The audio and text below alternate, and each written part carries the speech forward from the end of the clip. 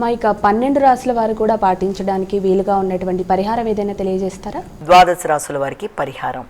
12 రాశుల వారికి మేషరాశి నుంచి మీనరాశి వరకు 12 రాశుల వారికి కూడా ఈ రోజున మొదటిగా తమ తమ వ్యక్తిగత దైవాన్ని ప్రార్థించుకుంటూ ముందుకు వెళ్ళడం అనేది ఒక విధానం.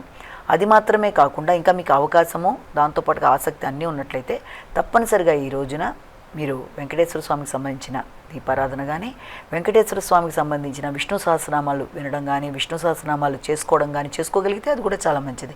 చేసుకోగలిగినా విన్నా, అలాగే వెంకటేశ్వర స్వామి దేవాలయాలు సందర్శించిన గోవిందనామాలు, అలాగే వెంకటేశ్వర వజ్ర కవచం ఏదైనా సరే మీకు ఏది అనుకూలంగా ఉంటుందో, ఏది మీకు ఈజీగా మీరు చేయగలరో, ఏది ఎలా ఉన్నా, ఒకవేళ ఇవన్నీ కాదు మీ వ్యక్తిగత దైవాన్ని ప్రార్థించుకుంటా ఉన్నా, ఏది చేసినా కూడా మనస్ఫూర్తిగా చేసుకున్న దానివల్ల మంచి ఫలితాలే వస్తాయి. కనుక ఇది అదని కాకుండా మీరు మీ అనుకూలత బట్టి చేసుకున్నా కూడా మంచిదే.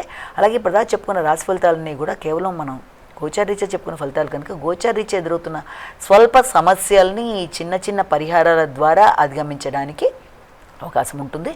అలాగే ముఖ్యంగా కావాల్సింది భక్తి, శ్రద్ధ, ఆధ్యాత్మిక ఆలోచనలతో మానసిక స్థిమితం, స్థిరత్వం పొందడానికి, ఎదురవుతున్న సమస్యల్ని అధిగమించడానికి ఈ పరిహారాలు లాంటివి చేసుకోవడం, అంటే శ్లోక పఠన కానీ, శ్లోకాలు చేసుకోవడం కానీ, దేవాలయ సందర్శన కానీ ఏదైనా సరే చేసుకుంటూ మనసును ప్రశాంతంగా పెట్టుకొని ముందుకు వెళ్ళినట్లయితే అన్నీ అనుకూలంగా ఉంటాయి.